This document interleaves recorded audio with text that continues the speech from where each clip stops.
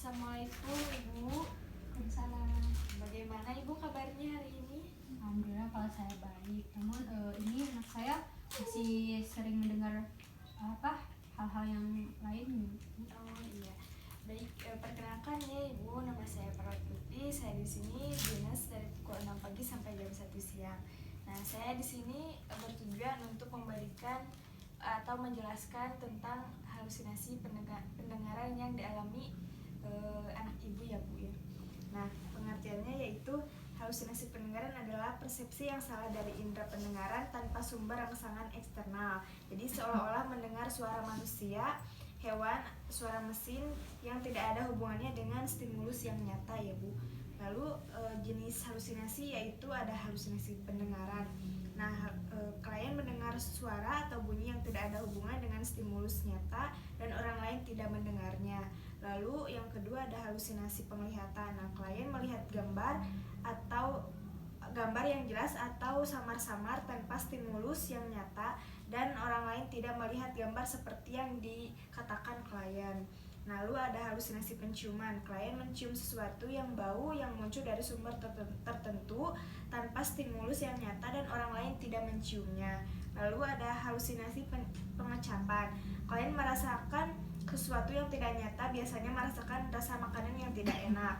Lalu ada halusinasi perabaan. Klien merasakan sesuatu pada kulitnya tanpa stimulus yang nyata. Nah, yang dialami sama anak Ibu itu halusinasi apa Ibu? Pendengaran ya? Tidak ada halusinasi yang lain? Tidak. Nah, faktornya yaitu dari faktor biologis, bisa dari keturunan, cacat kongenital, penyalahgunaan obat-obatan, kerusakan fungsi otak, ketidakseimbangan neurotransmitter. Lalu ada faktor psikologis Ibu, terutama di masa kanak-kanak, kehilangan kasih sayang, kekecewaan, pengalaman yang menyakitkan, atau stres yang berat. Lalu ada faktor sosial budaya, pola asuh, lalu ada kesenjangan antara mimpi dan kenyataan, ada faktor ekonomi dan tidak mampu membina hubungan yang memuaskan. Lalu ada faktor fisik, kelelahan yang berlebih, tidak bisa tidur dalam waktu yang sangat lama. Lalu yang terakhir ada faktor emosional, cemas berlebihan yang tidak mampu diatasi oleh klien. Nah, akibatnya dari halusinasi yaitu seseorang yang berhalusinasi dapat melakukan kekerasan atau mencederai diri sendiri, orang lain maupun lingkungan. Lalu keputusasaan, ketidakberdayaan, intoleransi aktivitas sehingga perawatan diri menjadi berkurang. Nah, apa yang sering dilakukan si Neng ketika mendengar bisikan-bisikan tersebut, Ibu? Mungkin dia bisa melukai dirinya sendiri seperti ini Bu, dan juga suka sering marah-marah.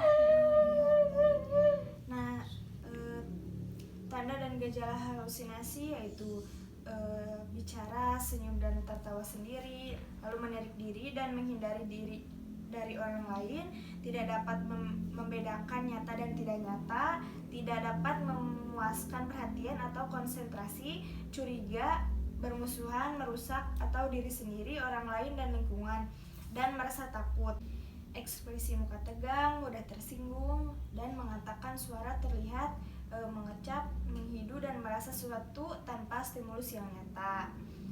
Nah, Ibu, ada beberapa cara untuk mengatasi halusinasi pendengaran, yaitu seperti menghardik, lalu bercakap-cakap, dan melakukan aktivitas terjadwal, dan memakan obat teratur ya Bu. Nah, Ibu, cara menghardik yaitu seperti melawan atau membantah yang didengar, seperti pergi, saya tidak mendengar, dan si telinganya ditutup pakai tangan ya Bu. Lalu bercakap-cakap, nah si Neng bisa berbicara atau bercakap-cakap dengan pasien lain, seperti memperkenalkan diri ya Bu. Lalu ada beraktivitas. Nah, apa yang disukai, aktivitas yang sering disukai ya atau yang dilakukan si Neng? Kalau di rumah Iya. ya mungkin bersih-bersih. Nah, sekarang bisa dilakukan ya Bu. Nah, lalu mengonsumsi obat-obatan secara teratur ya Bu. Nah, mungkin Ibu sekian yang bisa saya sampaikan. Apakah ada pertanyaan? Mungkin tidak. Ya baik Ibu, saya pamit dulu ya Bu ya. Ya, Assalamualaikum.